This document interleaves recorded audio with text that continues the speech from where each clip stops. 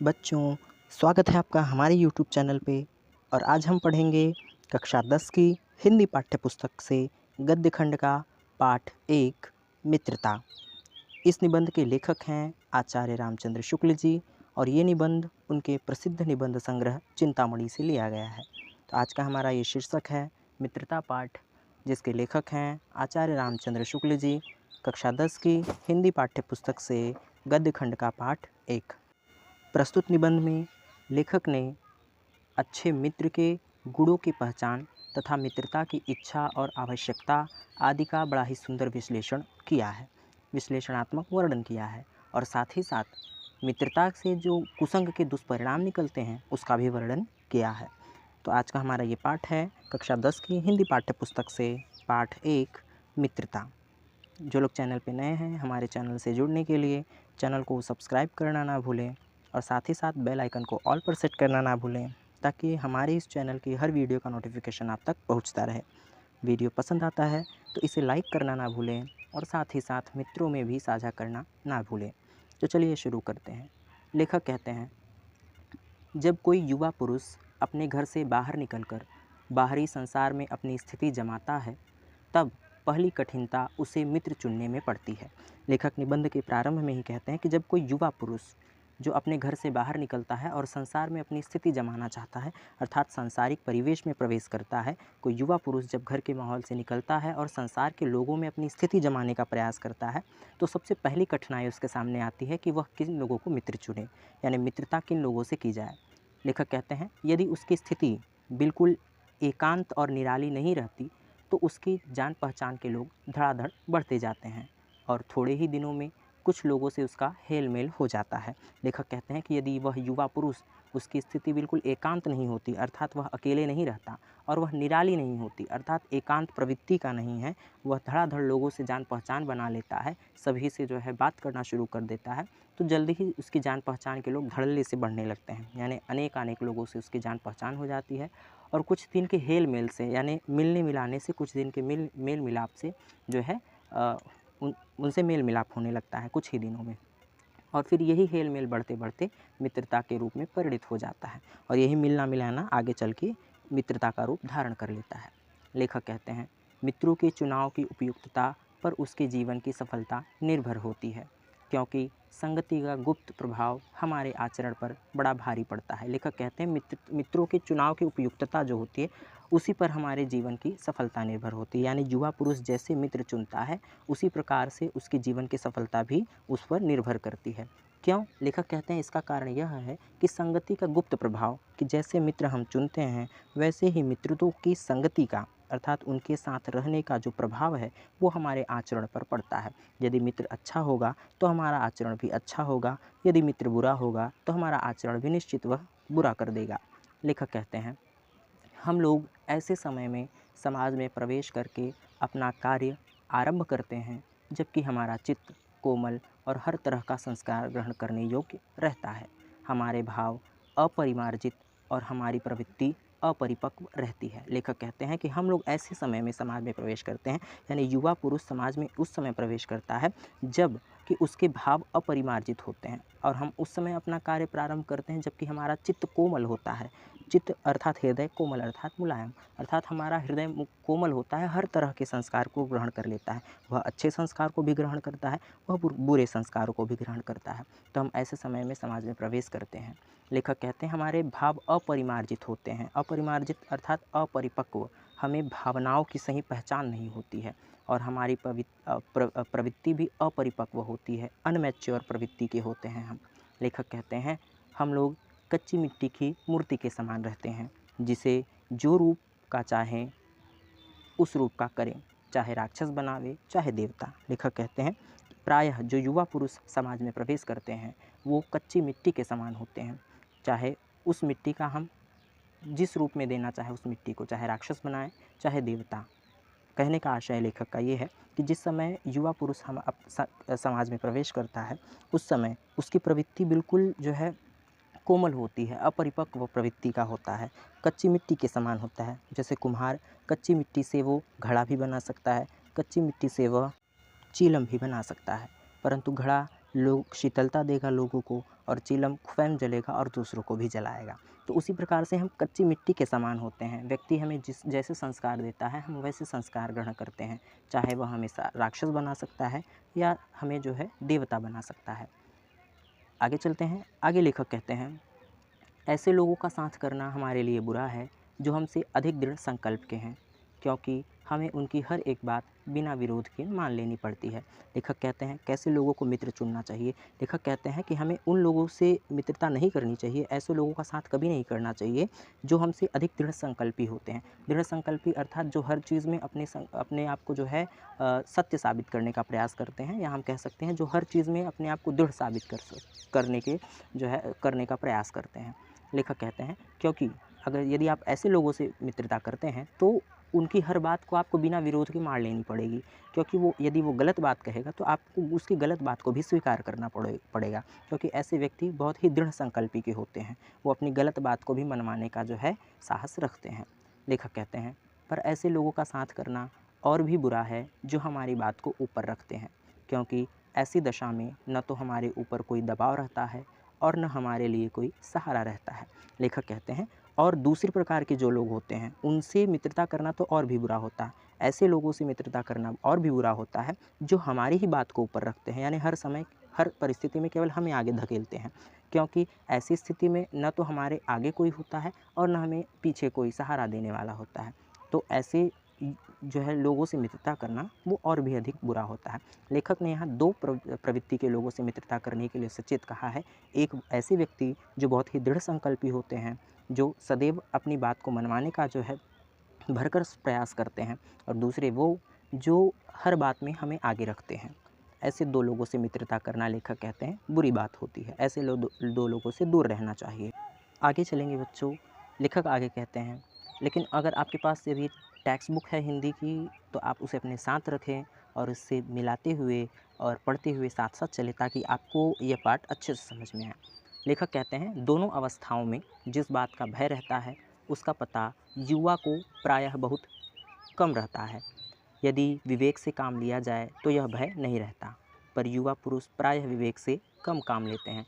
लेखक कहते हैं कि यदि इन दोनों अवस्थाओं में जिस बात का भय रहता है, यानी दृढ़ संकल्पी मित्र बना लेना और ऐसा मित्र बनाना जो हर बात में हमें आगे रखता है, दोनों ही अवस्थाओं में जिस बात का भय रहता है, अर्थात हमें दोनों अवस्थाओं में दृढ़ संकल्पी मित्र बनाने में और जो हमारी बात को आगे रखे ऐसे व्यक्ति को मित्र बनाने में जिस बात का भय रहता है, उसका पता युवा पुरुषों को प्रायः बहुत कम रहता है। वो बिना सोच विचार किए ऐसे लोगों को अपना मित्र बना लेते हैं। लेखक कहते हैं कि यदि विवेक से काम लिया जाए, यदि सोच विचार कर काम लिया जाए, मित्र चुना जाए, तो इस बात का भय नहीं रहता। परंतु समस्या ये होती है कि युवा पुरुष विवेक से कम काम लेते हैं, अर्थात वो किसी कार्य को करने में, सोचने विचारने में बहुत जो है कम काम करते हैं, सोच विचार नहीं करते हैं।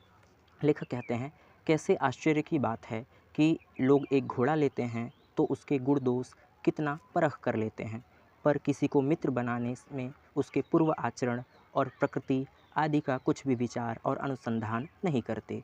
वे उसमें सब बातें अच्छी अच्छी मानकर अपना पूरा विश्वास जमा देते हैं। लेखक कहते हैं कि कैसे आश्चर्य की बात है कि हम एक घोड़ा खरीदें तो उस घोड़े के हम गुण दोष को कितना परखते हैं, घोड़ा अच्छा है या नहीं, लात मारता है या नहीं, वगैरह वगैरह तमाम प्रकार की हम चीज़ों का जांच पड़ताल करते हैं, उसके उपरांत हम उस घोड़े को खरीदते हैं। लेकिन जब हम किसी को मित्र बनाते हैं तो हम उसके पूर्व आचरण, यानी हमारा मित्र बनने से पहले उसका आचरण कैसा था, उसकी प्रकृति कैसी थी, उसका स्वभाव कैसा था, इस बात का हम अनुसंधान ही नहीं करते। अनुसंधान का अर्थ होता है बच्चों जांच पड़ताल करना, यानी इस चीज़ की हम खोज करते ही नहीं। लेखक कहते हैं वे उसमें अच्छी अच्छी बातें, यानी हम उस व्यक्ति को केवल अच्छा अच्छा मानकर ही उसे में विश्वास जमा लेते हैं और उसे चटपट अपना मित्र बना लेते हैं। लेखक कहते हैं हंसमुख चेहरा, बातचीत का ढंग, थोड़ी चतुराई या साहस, ये ही दो चार बातें किसी पे देखकर लोग चटपट अपना बना लेते हैं। हम लोग यह नहीं सोचते कि मैत्री का उद्देश्य क्या है तथा जीवन के व्यवहार में उसका कुछ मूल्य भी है। लेखक कहते हैं कि हंसमुख चेहरा हो, बातचीत करने का अच्छा ढंग हो, उसमें थोड़ी सी चतुराई हो, साहसी हो, यही दो चार चीज़ें हम उसको देखते हैं और हम झट से ऐसे व्यक्ति को अपना मित्र बना लेते हैं। बल्कि हम यह नहीं सोचते हैं कि मित्रता का उद्देश्य क्या है, हम मित्रता इस व्यक्ति से कर किस उद्देश्य से रहे हैं। लेखक कहते हैं तथा जीवन में के जो व्यवहारिक मूल्य उसका कुछ मूल्य भी है, यानी हमारे मित्रता का हमारे जीवन के व्यवहार में कुछ मूल्य भी है, ये भी हम नहीं समझ पाते हैं। लेखक कहते हैं, यह बात हमें नहीं सूझती कि यह एक ऐसा साधन है जिससे आत्मशिक्षा का कार्य बहुत सुगम हो जाता है। लेखक कहते हैं कि हम इस बात को हमें यह बात हमें सूझती ही नहीं, हमें इसका ज्ञात भी नहीं होता कि मित्रता एक ऐसा साधन है जिससे आत्मशिक्षा का कार्य बहुत सुगम हो जाता है। यानी आत्मशिक्षा, स्वयं को जानना और अपने परिवेश को जानना, आत्मशिक्षा बहुत सुगम हो जाता है मित्रता से, यदि मित्र अच्छा हो तो। लेखक कहते हैं, एक प्राचीन विद्वान का वचन है, विश्वासपात्र मित्र से बड़ी रक्षा रहती है। जिसे ऐसा मित्र मिल जाए उसे समझना चाहिए कि खजाना मिल गया है। विश्वासपात्र मित्र जीवन की एक औषधि है। लेखक कहते हैं, अब बच्चों ये जो गद्यांश है ये इम्पॉर्टेंट है, ये पाठ ही इम्पॉर्टेंट है। हो सकता है एग्ज़ाम में यहाँ से आपको पूछा जाए, क्योंकि अक्सर जो है एग्ज़ाम में आपका इस पाठ से गद्यांश आता है, गद्यांश आधारित प्रश्न उत्तर दिए जाते हैं। तो इस पाठ को आप बिल्कुल ही जो है अच्छे से, बढ़िया से समझ के पढ़िएगा। लेखक कहते हैं कि एक विद्वान थे प्राचीन काल के, उन्होंने कहा है कि जो विश्वासपात्र मित्र जिससे बड़ी भारी रक्षा होती है, अर्थात विश्वासपात्र मित्र यदि आपको मिल जाए तो आप समझिए कि आपको खजाना मिल गया है। क्योंकि विश्वासपात्र मित्र जो होता है वह जीवन की औषधि के समान होता है, दवा के समान होता है। लेखक कहते हैं, हमें अपने मित्रों से यह आशा रखनी चाहिए कि वे उत्तम संकल्पों से हमें दृढ़ करेंगे, दोषों और त्रुटियों से हमें बचाएंगे, हमारे सत्य, पवित्रता और मर्यादा के प्रेम को पुष्ट करेंगे। जब हम कुमार्ग पर पैर रखेंगे तब वे हमें सचेत करेंगे, जब हम हतोत्साहित होंगे तब वे हमें उत्साहित करेंगे। लेखक कहते हैं कि मित्र वह होना चाहिए, मित्र से हमें कैसी आशा रखनी चाहिए, मित्र ऐसा हो जो हमें उत्तम संकल्पों से दृढ़ करे, यानी अच्छे अच्छे संकल्पों से हमें आगे बढ़ाए, हमारे दोषों को, हमारे त्रुटियों से हमें बचाएं, यानी बुराई और त्रुटियों से हमें बचाने का काम करे, हमें सत्य और पवित्रता की मर्यादा को हमारे पुष्ट करे, यानी सत्य, पवित्रता और मर्यादा की प्रेम से हमें पुष्ट कर दे। मित्र ऐसा होना चाहिए। लेखक कहते हैं, जब हम कुमार्ग पर पैर रखें, कुमार्ग कहते हैं बुरे रास्ते को, कि जब हम बुरे रास्ते पर पैर रखें, हम बुराई को धारण करें तो हमें सचेत करे, अर्थात हमें उस बुरे रास्ते पर पैर रखने से वो सावधान करे। मित्र ऐसा होना चाहिए। और जब हम हतोत्साहित हों, अर्थात हम उदास हों, तो वो हमें जो है उत्साहित कर दे, हमारे जीवन में जो है आनंद, हमारे जीवन में उत्साह का एक भंडार उड़ेल दे। लेखक कहते हैं, सारांश यह है कि वे हमें उत्तमतापूर्वक जीवन निर्वाह करने में हर तरह से सहायता देंगे। अर्थात पूरी बात का निचोड़ लेखक बताना चाहते हैं कि सारांश रूप में मैं यह बताना चाहता हूँ कि मित्र ऐसा हो जो हमें उत्तमतापूर्वक, यानी उत्तम से उत्तम जीवन निर्वाह करने में, जीवन जीने में हमारी सहायता करे, वही सच्चा मित्र होता है। लेखक कहते हैं, सच्ची मित्रता में उत्तम से उत्तम वैद्य की सी निपुणता और परख होती है। यानी सच्चा मित्र वो होता है जो उत्तम से उत्तम वैद्य की समान होता है। वैद्य जानते हैं बच्चों, जो नाड़ी देखकर आपको औषधि, आपकी बीमारी को पकड़ लेते हैं। तो सच्चा मित्र वो है जो उत्तम से उत्तम वैद्य की निपुणता और परख रखने वाला होता है। अच्छी से अच्छी माता का सा धैर्य और कोमलता होती है। यानी सच्चा मित्र वही हो जो माता के समान धैर्य रखे और कोमल हो। ऐसे ही मित्रता करने का प्रयत्न पुरुष को करना चाहिए। लेखक कहते हैं, प्रत्येक पुरुष को चाहिए कि वो ऐसे ही व्यक्तियों से अपना मित्रता जोड़े, ऐसे ही व्यक्तियों को मित्र बनाए। क्योंकि ऐसा मित्र जिस व्यक्ति को मिल जाता है तो आप समझिए कि ऐसे व्यक्ति को खजाना मिल गया है, और ऐसा व्यक्ति औषधि के समान होता है। तो आगे चलेंगे बच्चों हम। आप टेक्स्ट बुक साथ में रखिए, और अगर आप चैनल को अभी तक नहीं सब्सक्राइब किए हैं तो सब्सक्राइब करना ना भूलें। आपको अगर कहीं नहीं समझ में आ रहा है तो आप उसे कमेंट में ज़रूर पूछें, मैं प्रयास करूँगा कि उस चीज़ को आपको दोबारा बता दूँ। लेखक आगे कहते हैं, छात्रावास में तो मित्रता की धुन सवार रहती है। मित्रता हृदय से उमड़ती पड़ती है। पीछे के जो स्नेह बंधन होते हैं उनमें न तो इतनी उमंग रहती है, न उतनी खिन्नता। लेखक कहते हैं, छात्रावास में, या अर्थात जब आप छात्र जीवन में होते हैं तब मित्रता की धुन सवार होती है। क्योंकि छात्र जीवन में आप नए नए जो है मित्रों से मिलते हैं और नए नए मित्र अपने जीवन में लेकर आते हैं। तो एक प्रकार से छात्रावास में, यानी विद्यार्थी जीवन में, मित्रता की धुन सवार रहती है। मित्रता हृदय से उमड़ पड़ती है। लेखक कहते हैं, जो मित्रता है वह छात्र जीवन में हृदय से उमड़ती है कि हम कितने ही अधिक लोगों को अपना मित्र बना लें। पीछे के जो स्नेह बंधन होते हैं, अर्थात मित्रता के पीछे का जो स्नेह बंधन होता है उसमें न तो इतनी उमंग होती है और न इतनी खिन्नता। खिन्नता कहते हैं उदासी को। यानी छात्रावास की की मित्रता होती है, न तो उसमें इतना अधिक स्नेह बंधन का उमंग होता है और न इतनी अधिक खिन्नता होती है। लेखक कहते हैं, बाल मैत्री में जो मग्न करने वाला आनंद होता है, जो हृदय को बेधने वाले ईर्ष्या और खिन्नता होती है, वह और कहाँ। कैसी मधुरता और कैसी अनुरक्ति होती है, कैसा अपार विश्वास है, हृदय के कैसे कैसे उद्गार निकलते हैं। लेखक कहते हैं, बाल मैत्री में यानी बचपन की मित्रता में जो मग्न कर देने वाला आनंद होता है, जो हृदय को बेधने वाली ईर्ष्या होती है, अर्थात मित्र से यदि आपकी लड़ाई हो जाती है, मित्र से यदि झगड़ा हो जाता है, तो जो उदासी होती है एक मित्र से बात न करने की, वह और अतिरिक्त कहीं नहीं।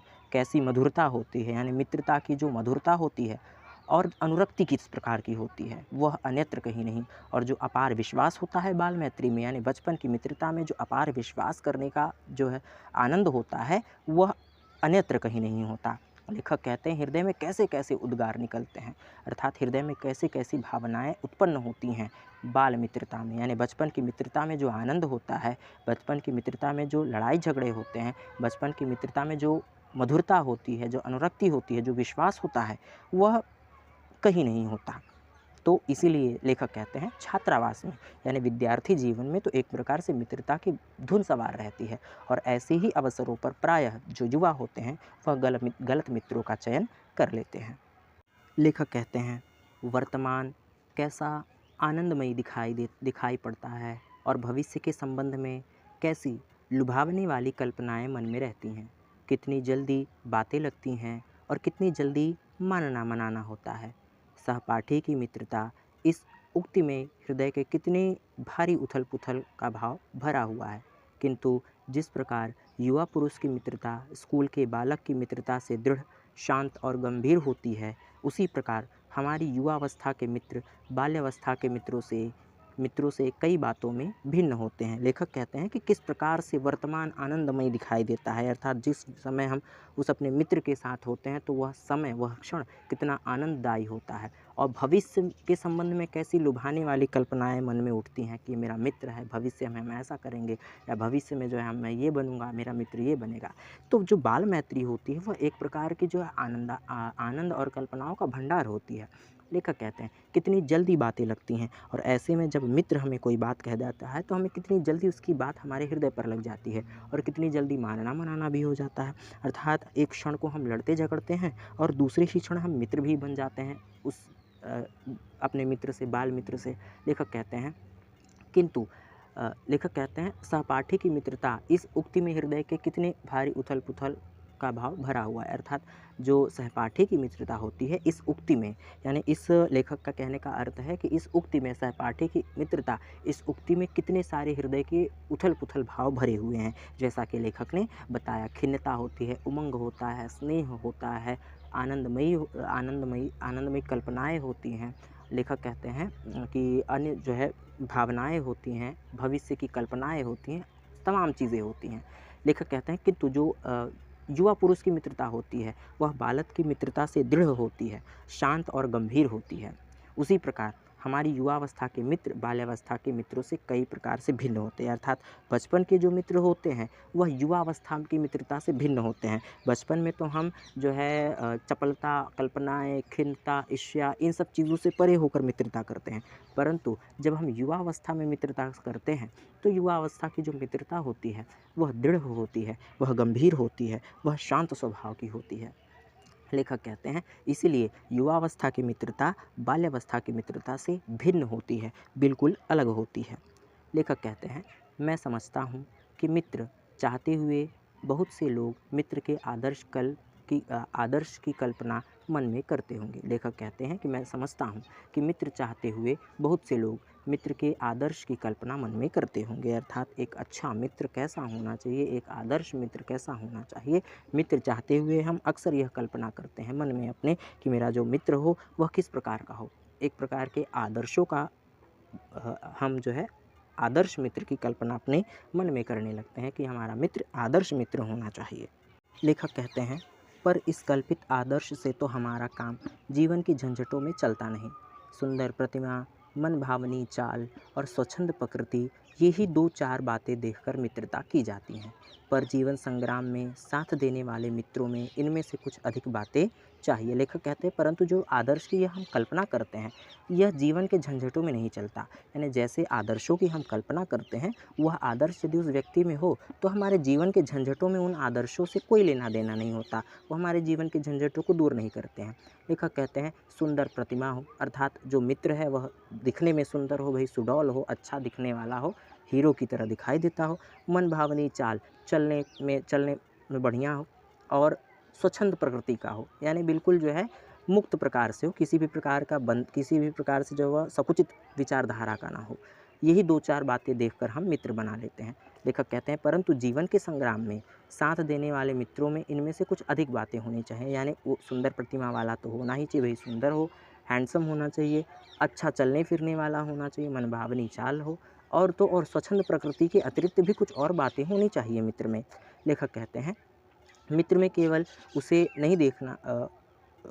नहीं कहते जिनके गुणों की तो हम प्रशंसा करें, पर जिससे हम स्नेह न करें, जिससे अपने छोटे-छोटे काम तो निकालते जाएँ पर भीतर ही भीतर घृणा करते रहें। लेखक कहते हैं कि मित्र वो होना चाहिए जिससे हम स्नेह करें, जिसके हम गुणों की प्रशंसा करें, जिससे हम स्नेह करें यानी जिससे हम प्रेम करते हों, ठीक? मित्र ऐसा होना चाहिए। लेखक कहते हैं कि मित्र ऐसा नहीं होना चाहिए कि जिससे हम अपना छोटा-छोटा काम निकलवाएँ, जिसके हम जो है गुणों की प्रशंसा न करें। लेखक कहते हैं हम बाहर से तो प्रेम दिखाएँ परंतु भीतर ही भीतर उससे घृणा करें, मित्रता ऐसी नहीं होनी चाहिए। लेखक कहते हैं सच्चे पथ प्रदर्शक के समान होना चाहिए, जिस पर हम पूरा विश्वास कर सकें, भाई के समान होना चाहिए। लेखक कहते हैं मित्र सच्चा पथ प्रदर्शक के समान होना चाहिए, अर्थात मित्र वो हो जो हमें सच्चा रास्ता दिखाए, सच्चे पथ प्रदर्शक के समान होना चाहिए मित्र, जिस पर हम पूरा विश्वास कर सकें, यानी पूरी दृढ़ता से हम अपना विश्वास उस पर दिखा सकें, मित्र ऐसा होना चाहिए। लेखक कहते हैं मित्र भाई के समान होना चाहिए, जिसे हम अपना प्रीति पात्र बना सके, अर्थात अपने प्रेम का पात्र बना सके, मित्र ऐसा हो, भाई के समान होना चाहिए, क्योंकि भाई से अधिक हम किसी पर विश्वास नहीं करते, तो मित्र भी ऐसा होना चाहिए जो हमारे भाई के समान हो। लेखक कहते हैं हमारे और हमारे मित्र के बीच सच्ची सहानुभूति होनी चाहिए, ऐसी सहानुभूति जिससे एक के लाभ हानि को दूसरा अपना लाभ हानि समझे। मित्रता के लिए यह आवश्यक नहीं कि 2 मित्र एक ही प्रकार का कार्य करते हों या एक ही रुचि के हों। लेखक कहते हैं कि मित्रता आपकी ऐसी होनी चाहिए, मित्र से मित्र के बीच सच्ची सहानुभूति होनी चाहिए, यानी हृदय से हृदय मिलना चाहिए और ऐसी सहानुभूति होनी चाहिए कि एक व्यक्ति के लाभ हानि को दूसरा अपना लाभ हानि समझे, अर्थात एक व्यक्ति यदि दुख में है तो सामने वाला मित्र भी दुखी हो जाए और सामने वाला मित्र यदि प्रसन्न है तो दूसरा मित्र भी उसे देखकर प्रसन्न हो जाए। एक का लाभ हानि अर्थात एक का सुख दुख दूसरे के लिए सुख दुख होना चाहिए, मित्रता ऐसी होनी चाहिए। लेखक कहते हैं मित्रता के लिए ये ज़रूरी नहीं है कि 2 मित्र एक ही प्रकार का कार्य करते हों या एक ही प्रकार के कार्य करने में रुचि रखते हों, अर्थात सामने वाला मित्र मैं जैसा कार्य कर रहा हूँ मेरा मित्र भी वही काम करे, तभी हमारी मित्रता जो है बेस्ट फ्रेंड हम कहलाएँगे, तभी हम सच्चे मित्र कहलाएँगे, तो यह आवश्यक नहीं। और ये भी ज़रूरी नहीं कि हम एक ही रुचि के हों, अर्थात जिस चीज़ को मैं पसंद करता हूँ वही चीज़ मेरा सामने वाला मित्र भी पसंद करे, यह भी आवश्यक नहीं है। लेखक कहते हैं कि मित्रता के लिए ये आवश्यक नहीं है कि हम एक जैसा काम करें और हमारी पसंद भी एक जैसी हो। लेखक कहते हैं इस प्रकार प्रकृति और आचरण की असमानता भी आवश्यक या वांछनीय नहीं है। लेखक कहते हैं इस प्रकार की से ज़रूरी नहीं कि हमारी प्रकृति भी हमारा नेचर और हमारा आचरण भी समान होना चाहिए, यानी जो कार्य मैं कर रहा हूँ जैसा मैं दिखता हूँ वैसा मेरा मित्र भी दिखे, यह भी आवश्यक नहीं है। लेखक कहते हैं 2 मित्र भिन्न प्रकृति के मनुष्यों के बराबर प्रीति और मित्रता रही है। लेखक कहते हैं कि जो भिन्न प्रकृति के यानी 2 अलग अलग स्वभाव के मनुष्यों के बीच बराबर प्रेम हो सकता है, यानी सच्ची मित्रता 2 भिन्न प्रकार के व्यक्तियों के बीच भी हो सकती है। ज़रूरी नहीं है कि उनका आचरण मिले, ज़रूरी नहीं है कि उनका स्वभाव मिले, ज़रूरी नहीं है कि वो एक जैसा काम करते हों और ये भी आवश्यक नहीं कि उनकी पसंद भी एक जैसी हो। अलग अलग पसंद वाले, अलग अलग स्वभाव वाले, अलग अलग प्रकृति वालों के बीच भी सच्ची मित्रता हो सकती है। लेखक अब इसका कुछ उदाहरण देते हुए कहते हैं कि राम धीर और शांत प्रकृति के थे, लक्ष्मण उग्र और उद्धत स्वभाव के थे, पर दोनों भाइयों में अत्यंत प्रगाढ़ स्नेह था। लेखक राम और लक्ष्मण का उदाहरण देते हैं कि राम बहुत धीर थे, धैर्यवान और शांत थे, परंतु लक्ष्मण उग्र थे, बात बात पर क्रोधित हो जाते थे, परंतु दोनों भाइयों में अत्यंत ही प्रगाढ़ मतलब बहुत ही स्नेह, बहुत गहरा प्रेम था। लेखक कहते हैं उदार तथा उच्चाशय कर्ण और लोभी दुर्योधन के स्वभाव में कुछ विशेष समानता न थी। लेखक एक अन्य उदाहरण देते हुए बताते हैं कि किस प्रकार से कर्ण और दुर्योधन, कि कर्ण उदार और उच्चाशय व्यक्ति था, यानी वो दानी भी था, और कोई भी व्यक्ति कर्ण के पास यदि आ जाए तो बिना वह उसे दान दिए नहीं जाने देता था, उदार व्यक्ति था। और दुर्योधन लोभी लालची स्वभाव का था, परंतु दोनों के स्वभाव में समानता न थी, लेकिन फिर भी वो एक सच्चे मित्र थे, पर उन दोनों की खूबी मित्रता खूब निभी थी। लेखक उदाहरण देते हैं कर्ण और दुर्योधन का, राम और लक्ष्मण का उदाहरण देते हुए कहते हैं। लेखक आगे कहते हैं यह कोई बात नहीं कि एक ही स्वभाव और रुचि के लोगों में ही मित्रता हो सकती है।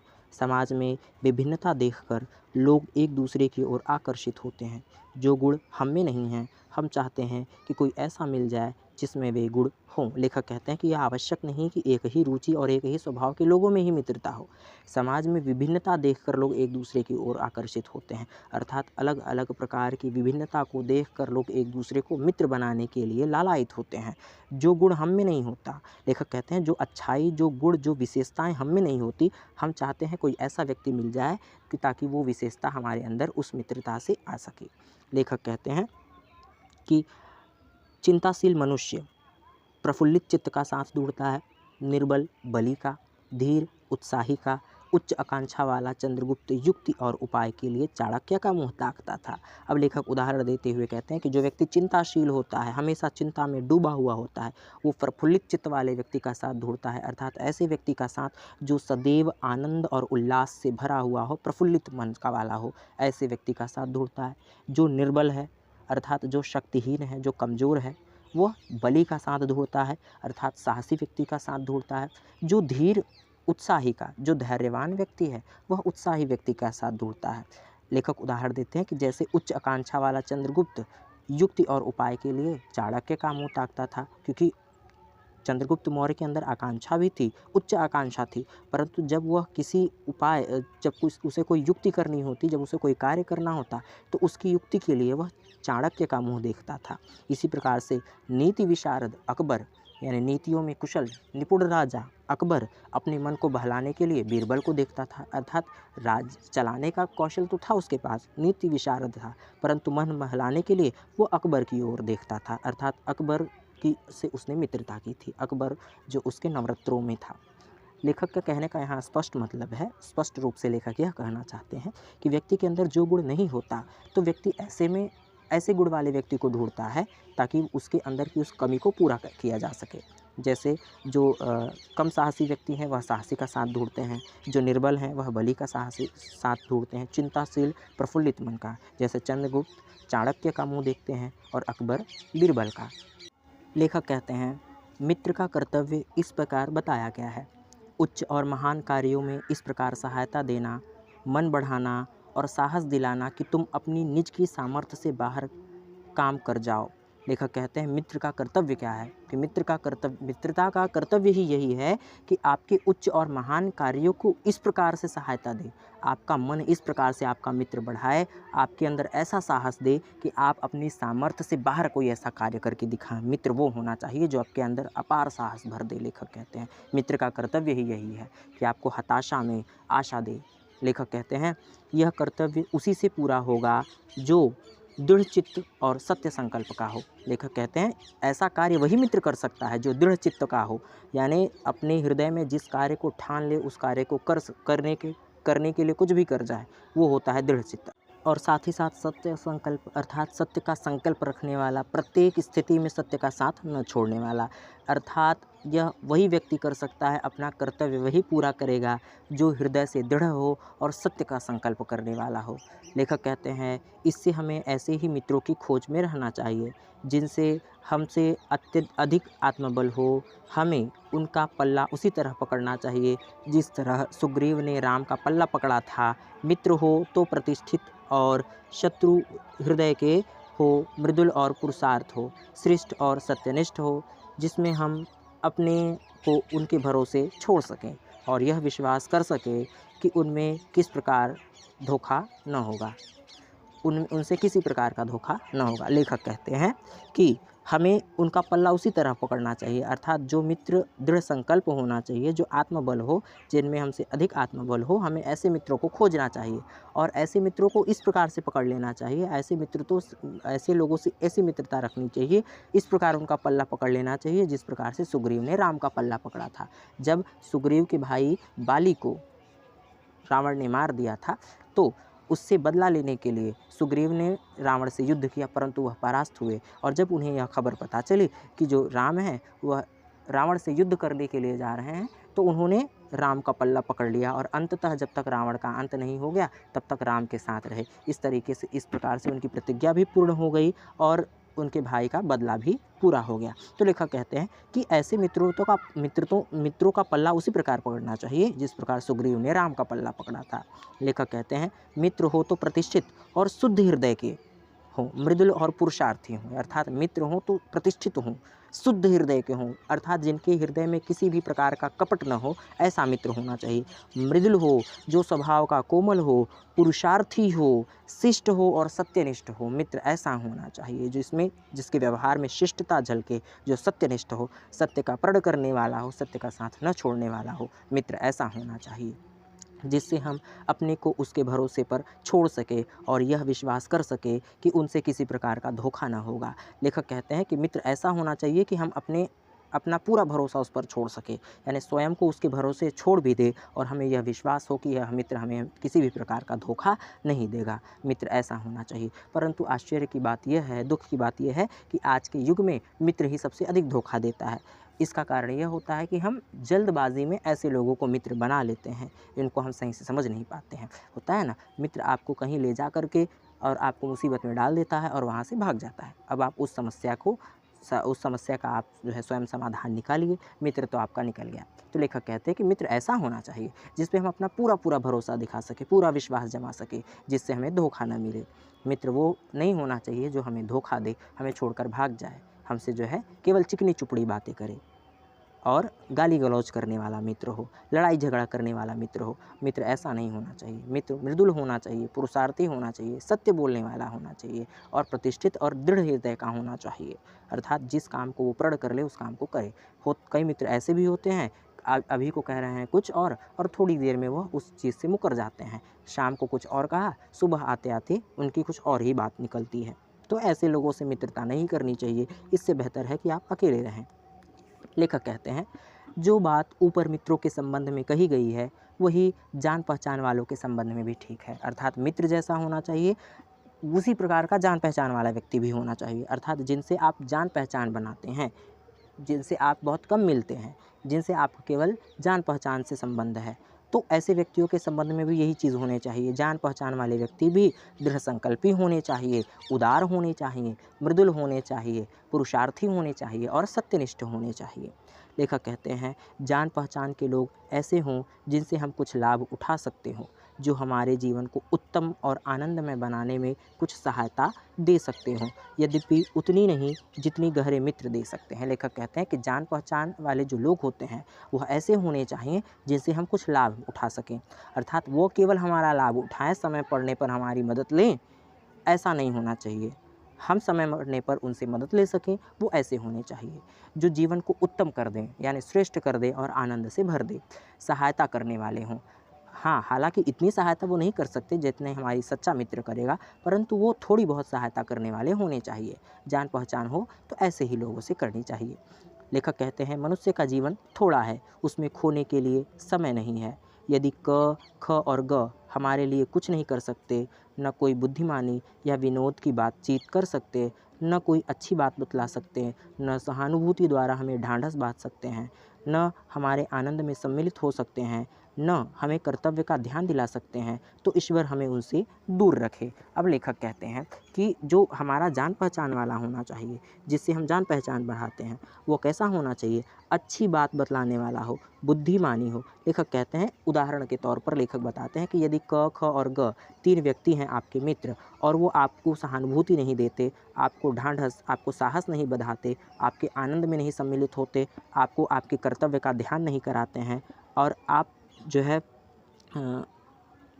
आपके आनंद में सम्मिलित नहीं होते, तो लेखक कहते हैं कि ईश्वर हमें ऐसे लोगों से दूर रखे। ना तो कोई बुद्धिमानी की बात करेंगे और ना कोई आनंद की बात करेंगे और ना ही कोई अच्छी बात बतलाएंगे। तो लेखक कहते हैं मित्र बनाने से अच्छा हम ऐसे लोगों से दूर रहें कि जो ना तो आनंद की बात बताएं, जो हमारे साथ न खड़े हों, जो हमारे आनंद में सम्मिलित ना हो, जो सहानुभूति न दे, जो बुद्धि विवेक की बात न करे। तो ऐसे लोगों से मित्रता करना न करने से ऐसे लोगों से मित्रता करने से बेहतर है कि हम ऐसे लोगों से मित्रता न करें। लेखक कहते हैं हमें कर्तव्य का ध्यान दिला सकते हैं, तो ईश्वर हमें उनसे दूर रखे, यानी ईश्वर ऐसे मित्रों से दूर रखे जो हमें कर्तव्य का ध्यान नहीं दिलाते, जैसे क, ख और ग। लेखक कहते हैं कोई भी युवा पुरुष ऐसे अनेक युवा पुरुषों को पा सकता है जो उसके साथ थिएटर देखने जाएंगे, नाच रंग में जाएंगे, सैर सपाटे में जाएंगे, भोजन का निमंत्रण स्वीकार करेंगे। लेखक कहते हैं कि हम प्रायः ऐसे पुरुष हमें मिल जाते हैं, हमारे गली समाज मोहल्लों में, हमारे गांव में, हमारे विद्यालयों में ऐसे पुरुष मिल जाएंगे जो थिएटर देखने जाएंगे, जो फिल्में देखने साथ साथ जाते हैं, जो नाच गाना देखने जाएंगे, सैर सपाटा देखने जाएंगे, भोजन के निमंत्रण में साथ जाएंगे। तो ऐसे लोग प्रायः हमें मिल जाते हैं। अर्थात लेखक के कहने का आशय यह है कि ऐसे लोग जो थिएटर देखने जाएं, ऐसे लोग जो भोजन का निमंत्रण स्वीकार करें, सैर सपाटे पर जाएं, नाच रंग में जाएं, ऐसे लोग प्रायः हमें मिल जाते हैं, क्योंकि ऐसे लोगों की समाज में बहुतायत, भरपूर मात्रा में ऐसे लोग मिल जाते हैं। लेखक कहते हैं यदि ऐसे जान पहचान के लोगों से कुछ हानि न होगी तो लाभ भी न होगा, कि अगर ऐसे लोगों से हम मित्रता रखते हैं तो उनसे कोई हानि तो नहीं है, अर्थात उनसे कोई नुकसान तो नहीं है, लेकिन कोई लाभ भी नहीं है। परंतु मित्र ऐसा नहीं होना चाहिए। मित्र वो होना चाहिए जो सही समय पर, मुसीबत के समय पर हमारी सहायता करे।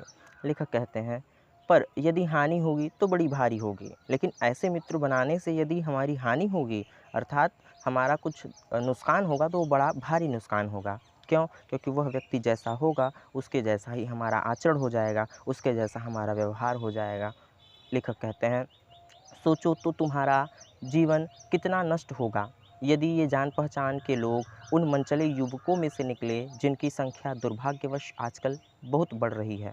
यदि उन शोहदों में से निकले जो अमीरों की बुराइयों और मूर्खताओं की नकल किया करते हैं, दिन रात बनाव सिंगार में रहा करते हैं, महफिलों में ओ हो वाह वाह किया करते हैं, गलियों में ठट्ठा मारते हैं और सिगरेट का धुआं उड़ाते चलते हैं। लेखक कहते हैं कि ऐसे लोगों से, ऐसे मित्र से यदि आप जान पहचान करते हैं तो इससे आपकी हानि होगी, और जो हानि होगा वो हमारा बहुत ही बड़ी हानि होगी। लेखक कहते हैं उनसे हमारा जीवन कितना नष्ट होगा ये हम अंदाज़ा नहीं लगा सकते।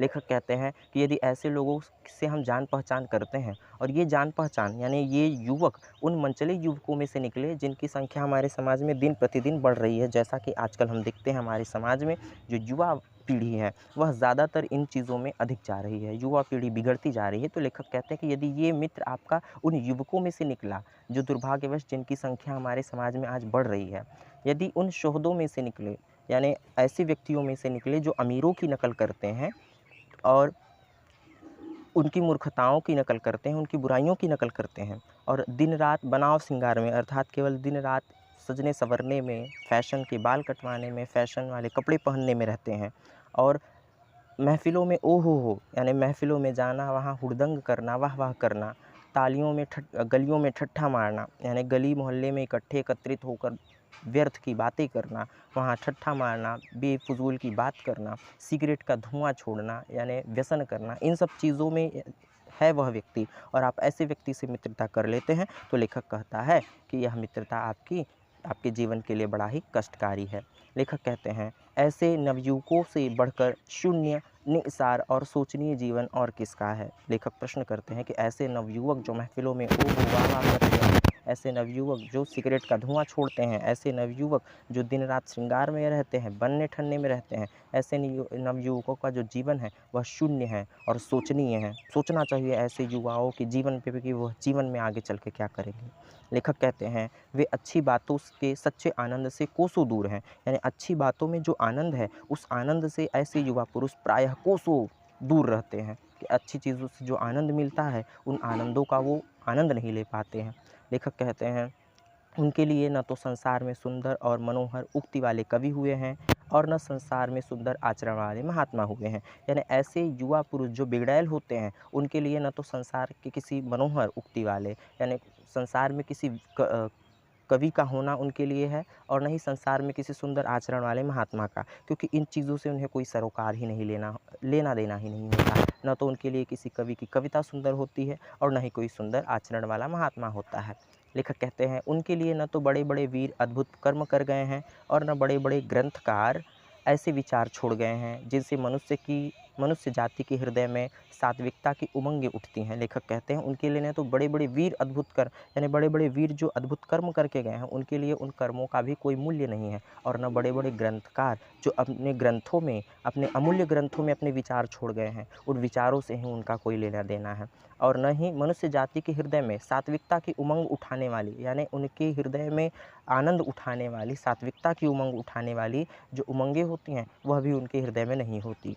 लेखक कहते हैं उनके लिए फूल पत्तियों में कोई सौंदर्य नहीं, झरनों के कलकल में कोई मधुर संगीत नहीं, अनंत सागर तरंगों पर गंभीर रहस्यों का आभास नहीं, उनके भाग्य में सच्चे प्रयत्न और पुरुषार्थ का आनंद नहीं, उनके भाग्य में सच्ची प्रीति का सुख और कोमल हृदय की शांति नहीं।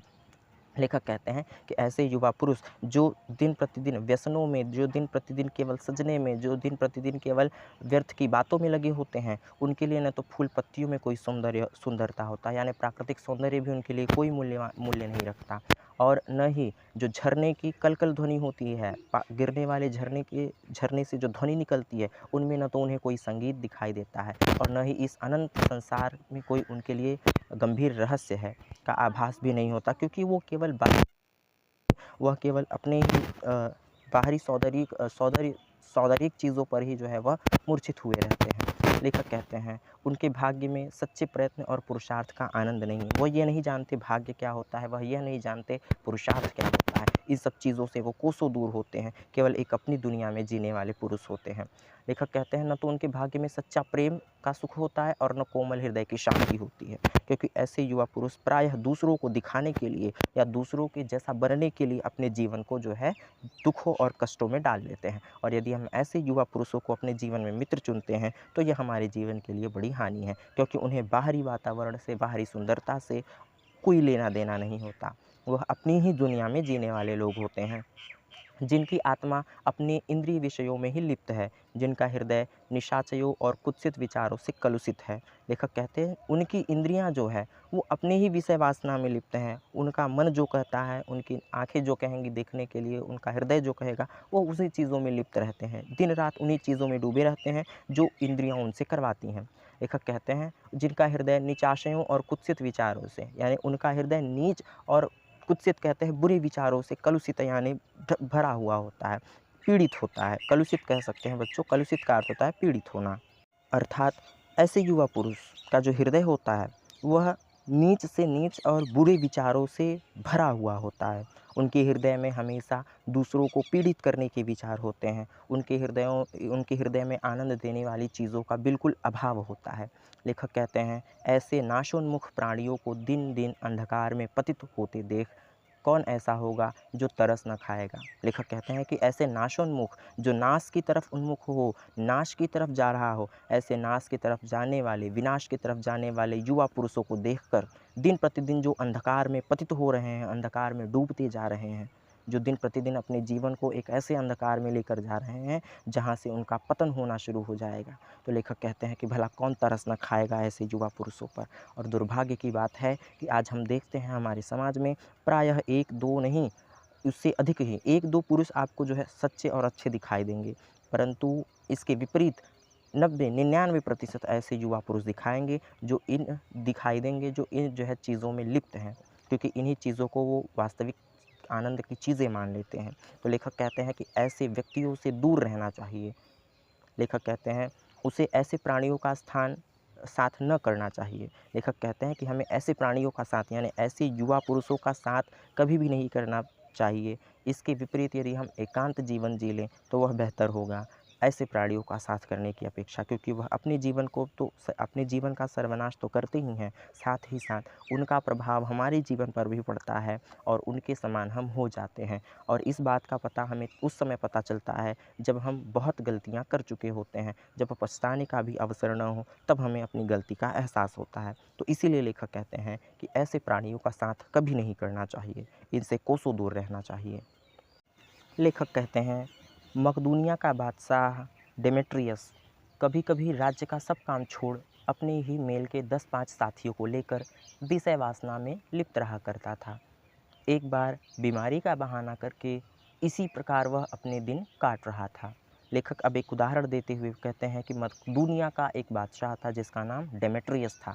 डेमेट्रियस बड़ा ही आलसी राजा था और कभी-कभी अपने राज्य का काम छोड़ देता और अपने ही मेल के, यानी जिस प्रकार का वो आलसी व्यक्ति था, जिस स्वभाव का था, उसी स्वभाव के अपने 10-5 साथियों को लेकर विषय वासना में लिप्त हो जाता था। यानी आनंद क्रीड़ा में, विषय वासनाओं में, इंद्रियों में, अपने इंद्रियों के अधीन विषय वासना में लिप्त हो जाया करता था। इसी प्रकार एक बार उसने बीमारी का बहाना किया और अपने दिन मज़े से काट रहा था। इसी बीच उसका पिता उससे मिलने के लिए गया और उसने एक हँसमुख जवान को कोठरी से बाहर निकलते देखा। जब पिता कोठरी के भीतर पहुंचा, तब डेमेट्रियस ने कहा, ज्वर ने मुझे अभी छोड़ा है। पिता ने कहा, हाँ ठीक है, वह दरवाजे पर मुझे मिला था। लेखक उदाहरण देते हुए कहते हैं कि डेमेट्रियस एक बार बीमारी का बहाना करके अपने दिन काट रहा था अपने मित्रों के साथ, कि इसी बीच उसके पिता आ पहुँचते हैं और जैसे ही वह महल में प्रवेश करते हैं तो उसने मिलने के लिए उससे जाते हैं, तो क्या देखते हैं कि हँसमुख जवान, एक युवा पुरुष कोठरी से बाहर निकल रहा होता है। और जब पिता कोठरी के भीतर पहुँचे, डेमेट्रियस के पास उसके पिता पहुँचते हैं, तो डेमेट्रियस उनसे कहता है कि ज्वर ने मुझे अभी-अभी छोड़ा है, अर्थात अभी-अभी तो मेरी बीमारी दूर हुई है, अभी-अभी मैं ठीक हुआ हूँ। तो पिता कहते हैं, उसके पिता जवाब देते हैं कि हाँ, ठीक है, वह दरवाजे के पर मुझे मिला था कि तुम्हारा जो ज्वर है, तुम्हारी जो बीमारी है, वो अभी-अभी मुझे दरवाजे पर ही मिली थी। अर्थात कहने का आशय है कि बीमारी तो एक बहाना है, असल में तुम्हें जो है युवाओं की हवा लग गई है, कह सकते हैं हम। कि देखिए, एक युवा पुरुष जिस आचरण का होता है उसी प्रकार का हमें हमें वह कर देता है। तो इसीलिए डेमेट्रियस के पिता ने कहा कि हाँ, वह तुम्हारी जो बीमारी है, अर्थात वह तुम्हारा मित्र मुझे अभी-अभी दरवाजे पर ही मिला था। कुसंग का ज्वर सबसे भयानक होता है। यह केवल नीति और सद्वृत्ति का ही नाश नहीं करता, बल्कि बुद्धि का भी क्षय करता है। लेखक कहते हैं, कुसंग का ज्वर सबसे भयानक होता है। कुसंग कहते हैं बुराइयों की। जो व्यक्ति बुरा हो उसके साथ मित्रता करना, ये सबसे भयानक बीमारी है। यानी बुराइयों, बुरी आदतों वाले यदि किसी मित्र को हम अपना मित्र बना लेते हैं, तो ये सबसे भयानक बीमारी है, बुराई। लेखक कहते हैं, यह केवल नीति और सद्बुद्धि का नाश नहीं करती, बल्कि बुद्धि का भी क्षय कर देती है। यानी बुराई जो यदि हम बुरे मित्र के साथ रहते हैं, तो वह बुरा मित्र हमारी नीतियों की, हमारी सद्वृत्तियों का ही नाश नहीं करता, हमारे अच्छे व्यवहार, हमारे अच्छे आचरण का, हमारे नैतिक मूल्यों का ही नाश नहीं करता, बल्कि हमारी बुद्धि का भी क्षय कर देता है। क्षय का अर्थ होता है नाश कर देना या क्षण कर देना, कि हमारी बुद्धि का, हमारे सोच का, हमारे विवेक का, हमारे ज्ञान का भी वह सर्वनाश कर देता है। लेखक कहते हैं, किसी युवा पुरुष की संगति यदि बुरी होगी, तो वह उसके पैरों में बंधी चक्की के समान होगी, जो उसे दिन दिन अवनति की गड्ढे में गिराती जाएगी, और यदि अच्छी होगी तो सहारा देने वाले बाहू के समान होगी, जो उसे निरंतर उन्नति की ओर उठाती जाएगी। लेखक कहते हैं कि किसी युवा पुरुष की संगति, यदि आपकी मित्रता किसी बुरे व्यक्ति के साथ है, तो आप समझ लीजिए कि आपके पैरों में चक्की बंधी हुई है, और वह चक्की दिन प्रतिदिन आपको अवनति की ओर, अधोगति की ओर लेकर जाएगी, बुराइयों की ओर लेकर जाएगी, और एक दिन आपको ले जाकर के बुराइयों के गड्ढे में गिरा देगी। लेखक कहते हैं, परंतु यदि आपकी मित्रता अच्छी है, तो आपको सहारा देने वाले भुजा के समान होगी। जब आप गिरेंगे, जब आपको सहारे की आवश्यकता होगी, तो ऐसा मित्र आपको सहारा देगा और निरंतर आपको उन्नति की ओर लेकर के जाएगा। लेखक कहते हैं, इंग्लैंड के एक विद्वान को युवावस्था में राज दरबार में जगह नहीं मिली। इस पर ज़िंदगी भर वह अपने भाग्य को सराहता रहा। बहुत से लोग इसे अपना बड़ा दुर्भाग्य समझते, पर वह अच्छी तरह जानता था कि वहाँ वह बुरे लोगों की संगति में पड़ता, जो उसके आध्यात्मिक उन्नति में बाधक होते। लेखक बताते हुए कहते हैं कि इंग्लैंड के एक विद्वान थे, इंग्लैंड का एक विद्वान जब युवा अवस्था में था, तो उसे राज दरबार में नौकरी नहीं मिली, कोई अच्छी जगह नहीं मिली। इस पे वह अपनी ज़िंदगी, अपने भाग्य को ज़िंदगी भर सराहता रहा कि मेरा भाग्य है कि मुझे राज दरबार में नौकरी नहीं मिली। अन्य कोई बहुत से लोग होते, अन्य कोई दूसरा व्यक्ति होता तो इस पे वो अपने आप को बड़ा दुर्भाग्यशाली समझता कि मेरी युवा अवस्था, मेरी पढ़ाई, मेरी विद्वत्ता किसी काम की नहीं कि मुझे नौकरी भी नहीं मिल रही है। लेकिन जो युवा पुरुष था इंग्लैंड का, वो अपने भाग्य को ज़िंदगी भर सराहता रहा। क्यों? क्योंकि वह जानता था कि अगर मैं ऐसे लोगों के बीच में रहूँगा, जहाँ उनकी संगति का प्रभाव मुझ पर पड़ेगा, तो मेरी आध्यात्मिक उन्नति भंग हो जाएगी, मेरी आध्यात्मिक उन्नति में बाधक होंगे यदि मैं ऐसे लोगों के बीच में रहूँगा। तो इससे वह अपने भाग्य को जीवन भर सराहता रहा। परंतु हम क्या करते हैं? हम हर चीज़ को नकारात्मक दृष्टि से लेना शुरू कर देते हैं। हम हर चीज़ को जो है प्रतिकूल समझना शुरू कर देते हैं। यदि हमें अच्छी नौकरी ना मिले तो उसे अच्छा समझने की बजाय हम अपने आप को दोष देने लगते हैं, हम अपने स्वयं को बुरा समझने लगते हैं, स्वयं को कोसने लगते हैं। इसीलिए लेखक कहते हैं हर परिस्थिति में सकारात्मक बनना चाहिए। लेखक कहते हैं बहुत से लोग ऐसे होते हैं जिनके घड़ी भर साथ से भी बुद्धि भ्रष्ट हो जाती है, क्योंकि उतने ही बीच में ऐसी-ऐसी बातें कही जाती हैं जो कानों में न पड़नी चाहिए। चित्त पर ऐसे प्रभाव पड़ते हैं जिनसे उनकी पवित्रता नाश होता है। लेखक कहते हैं कभी-कभी क्या होता है, बहुत से लोग ऐसे होते हैं जो घड़ी भर के लिए हमारे साथ हो, यानी थोड़े ही क्षण भर के लिए यदि हमारे साथ हो, परंतु वो ऐसी-ऐसी बात कह देते हैं कि हमारी बुद्धि को भी भ्रष्ट कर देते हैं। यानी वो इस प्रकार की बातें करते हैं कि हमारा जो ज्ञान है, हमारा जो बुद्धि है, हमारा जो कुशलता है वो भी नष्ट हो जाता है। लेखक कहते हैं कि वो ऐसी बात हमारे कानों में छोड़ देते हैं और हमारे चित्र में हमारे हृदय पे उनकी बातों का ऐसा प्रभाव होता है कि हमारी पवित्रता ही नाश कर देते हैं वो। बुराई अटल भाव धारण करके बैठ जाती है और हमारे हृदय में बुराई बिल्कुल अटल, बिल्कुल स्थिर होकर जम जाती है हमारे हृदय में बुराई। तो लेखक कहते हैं कि ऐसे लोगों से घड़ी भर के लिए मित्रता करना वह बुरी बात है। लेखक कहते हैं बुरी बातें हमारी धारणा में बहुत दिनों तक टिकती हैं। इस बात को प्रायः सभी लोग जानते हैं कि भद्दे व फूहड़ गीत जितनी जल्दी ध्यान पर चढ़ते हैं, उतनी जल्दी कोई गंभीर या अच्छी बात नहीं। लेखक कहते हैं कि बुरी बातें जो होती हैं वो हमारी धारणा में बहुत दिनों तक टिकती हैं, कि बुरी बातों को हम बहुत जल्दी याद कर लेते हैं। ये सही बात भी है, यदि कोई व्यक्ति हमें गाली दे दे तो हम उस व्यक्ति को मरते तक याद रखते हैं कि इस व्यक्ति ने मुझे गाली दिया है, और यदि कोई व्यक्ति हमारी प्रशंसा कर दे तो उस व्यक्ति को हम जल्द ही भूल जाते हैं। तो लेखक कहते हैं कि बुरी बातें बहुत दिनों तक हमें हमारे दिमाग में अपना स्थान ग्रहण कर लेती हैं। लेखक इसका उदाहरण भी देते हैं कि आप जानते हैं कि भद्दे और फूहड़ गीत हैं वह जल्दी ध्यान कर लेते हैं। अक्सर बच्चे जो भुद्दे व फूहड़ भोजपुरी गीत होते हैं उन्हें जल्दी याद कर लेते हैं, परंतु जो अच्छी चीज़ें होती हैं वह प्रायः लोग भूल जाते हैं। अच्छी बात और गंभीर बातों की ओर ध्यान ही नहीं देते। लोग भजन यदि किसी बच्चे को सुना दिया जाए तो उस भजन को याद करने में उसे कितनी कठिनाई होती है, वह जल्दी उसे स्मरण ही नहीं होगा। परंतु यदि किसी बच्चे को गीत सुना दिया जाए, कोई भद्दा व फूहड़ गाना एक बार सुना दिया जाए तो वह उसे हमेशा-हमेशा के लिए याद कर लेता है और दृढ़ रूप से अपने मस्तिष्क में बिठा लेता है। लेखक कहते हैं एक बार एक मित्र ने मुझसे कहा कि उसने लड़कपन में कहीं से एक बुरी कहावत सुन पाई थी, जिसका ध्यान वह लाख चेष्टा करता है कि न आए पर बार बार आता है। लेखक कहते हैं उदाहरण देते हुए लेखक बताते हैं कि एक बार लेखक के किसी मित्र ने उनसे कहा कि लड़कपन में अर्थात बाल्यावस्था में, बचपन में उन्होंने एक बुरी कहावत सुन ली थी लेखक के मित्र ने, परंतु जितना ही वह चाहते हैं कि वह कहावत उनके ध्यान में न आए, लाख चेष्टा करने पर भी, लाख प्रयास करने पर भी बार बार उनके दिमाग में वही कहावत आता है। अर्थात लेखक अपनी बात को बताते हुए कहते हैं कि बुरी बातें हमारे हृदय में किस प्रकार से घर कर जाती हैं कि न चाहते हुए भी हमारे मस्तिष्क में वो बार बार बातें आती रहती हैं।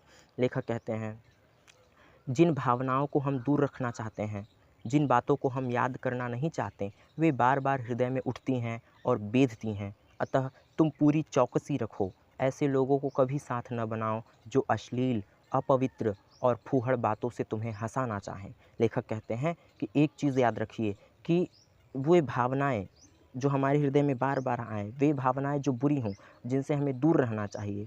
लेखक कहते हैं कि एक बात हमें याद रखना चाहिए कि हम ऐसे लोगों से दूर रखें। वे बातें जो हमारे हृदय में बार बार उठती हैं, जो हमारे हृदय को बेधती हैं, अर्थात कष्टकारी होती हैं हमारे हृदय के लिए, तो हमें पूरी चौकसी, हमें पूरा चौकन्ना रखना चाहिए कि हम ऐसे लोगों के साथ न रहें जो अश्लील बातें करते हैं, जो फूहड़ बातें करते हैं, जो अपवित्र बातें करते हैं, जो गालियाँ देते हैं। ऐसे लोगों के साथ कभी नहीं रहना चाहिए जो आपको ऐसी बातें करके हंसाना चाहे, क्योंकि ऐसा व्यक्ति एक बार आपके मस्तिष्क में ये अपवित्र और अश्लील बातों का कचरा डाल देता है तो पूरे जीवन भर आपके हृदय में वो बातें चलती रहती हैं और आप भी ऐसी ही अश्लील और अपवित्र जो है शब्दों का सहारा लेने लगते हैं, अपवित्र बातें करना शुरू कर देते हैं। तो लेखक कहते हैं कि ऐसे लोगों से मित्रता करने में पूरी चौकसी रखनी चाहिए। आपको चौकन्ना होना चाहिए कि कहीं कोई व्यक्ति आपको अपवित्र बातें आपके हृदय में डाल करके आपको जो है खिन्न न कर दे।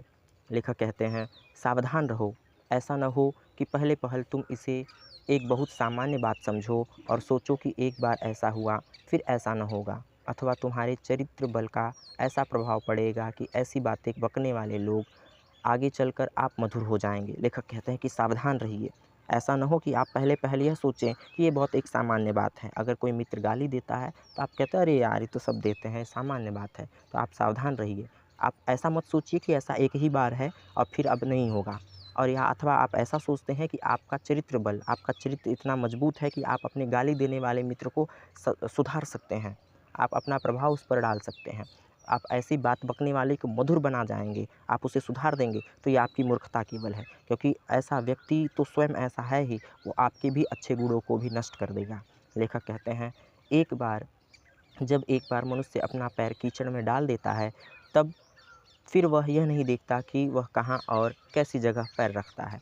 लेखक उदाहरण देते हुए कहते हैं कि व्यक्ति यदि आपके पैरों में कीचड़ न लगा हो तो आप बहुत संभल कर पैर रखते हैं, ऐसी जगह पैर रखते हैं जहाँ कीचड़ न हो। परंतु यदि आपके पैरों में कीचड़ लग जाए, फिर आप इस बात की फ़िक्र नहीं करते कि कीचड़ कहाँ है कहाँ नहीं, आपको जहाँ स्थान मिलता है आप वहाँ से गुजरना शुरू कर देते हैं। उसी प्रकार से जब तक आपके हृदय में ये बुरी बातें घर नहीं कर जाती, तब तक ये बातें जो है आपको बुरी लगती हैं। परंतु एक बार यदि आपके हृदय में ये बातें गईं, तो फिर आप यह नहीं सोचते कि ये बुरी हैं या भली, आप उन चीज़ों को ग्रहण करना शुरू कर देते हैं।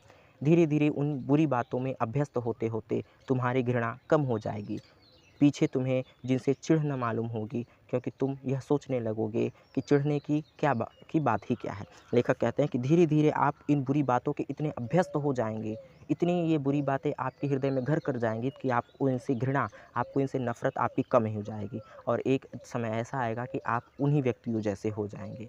लेखक कहते हैं कि पीछे जिन चीज़ों से तुम्हें चिढ़ मालूम हो रही थी, अब तुम सोचोगे कि भला इनसे चिढ़ने की क्या आवश्यकता है, यानी वही बातें अब आपको अच्छी लगने लगेंगी। तुम्हारा विवेक कुंठित हो जाएगा और तुम्हें भले बुरे की पहचान न रह जाएगी। तुम्हारा जो ज्ञान है वह कुंठित हो जाएगा। तो कुंठित होने का अर्थ होता है बच्चों नाश हो जाना। कुंठित का अर्थ होता है नाश, कि तुम्हारा जो विवेक है, तुम्हारा ज्ञान नष्ट हो जाएगा और तुम्हें भले बुरे की पहचान नहीं रह जाएगी, क्या चीज़ भला है और क्या चीज़ बुरा है। लेखक कहते हैं अंत में होते होते तुम भी बुराई के भक्त बन जाओगे, और अतः हृदय को उज्ज्वल और निष्कलंक रखने का एक ही यही उपाय है कि बुरी संगति की छूत से बचो। लेखक कहते हैं कि अंततः क्या होगा कि तुम भी जो है बुराई के भक्त बन जाओगे, बुरे हो जाओगे, पूरी तरह से बुरे हो जाओगे। अतः लेखक कहते हैं कि यदि आपको अपना हृदय उज्ज्वल रखना है, बिल्कुल स्वच्छ रखना है, निष्कलंक रखना है, हृदय में कोई बुरी बात ना हो, तो इसका एक ही उपाय है कि आप बुरे लोगों की संगति से दूर रहो। क्योंकि जब आप बुरे लोगों की संगति से दूर रहेंगे तो आपका हृदय उज्ज्वल निष्कलंक रहेगा, और यदि आप बुरे लोगों की मित्रता करते हैं तो आपका हृदय भी निष्कलंक हो जाएगा, आपका हृदय भी कलंकित हो जाएगा, और आपके हृदय में भी बुरी बुरी बातें और वैसी ही धारणाएं चलने लगेंगी। लेखक यहाँ लिखते हैं कि यह एक पुरानी कहावत नीचे दी गई है। इस कहावत का क्या अर्थ होता है, काजल की कोठरी में कैसे हो सियानो जाए, एक लीक काजल की लागी है पर लागी है। इस कहावत का एक अर्थ निकलता है कि काजल की कोठरी में कैसा ही सियाना व्यक्ति जाए, यानी कैसा ही सज्जन व्यक्ति काजल की कोठरी में जाए, परंतु एक जो है लीक, कालिख की एक रेख उस पर, काजल की एक लीक का अर्थ होता है रेख, कि काला एक रेख उस पर अवश्य ही लग जाता है। उसी प्रकार से आप कितने ही सज्जन क्यों ना हो, आप कितने ही अच्छे क्यों ना हो, यदि आप बुरे लोगों की संगति में जाते हैं तो कुछ न कुछ आपके ऊपर उनकी बुराई का प्रभाव निश्चित है कि पड़ेगा ही पड़ेगा। तो बच्चों, आज का हमारा ये पाठ आचार्य रामचंद्र शुक्ल द्वारा लिखा गया निबंध मित्रता, उनके निबंध संग्रह चिंतामणि से लिया गया, खत्म होता है। आज के लिए बस यहीं पे। जाने से पहले आप लोग अगर चैनल को अभी तक नहीं सब्सक्राइब किए हैं तो जल्दी से सब्सक्राइब करना ना भूलें। कक्षा 6 से कक्षा 12 तक की हिंदी की विषय की पढ़ाई करने के लिए हमारे चैनल से जुड़ना ना भूलें। वीडियो पसंद आता है तो इसे लाइक करें और मित्रों में भी अधिक से अधिक साझा करना ना भूलें, ताकि वो भी आसानी से हिंदी विषय की तैयारी घर बैठे कर सकें।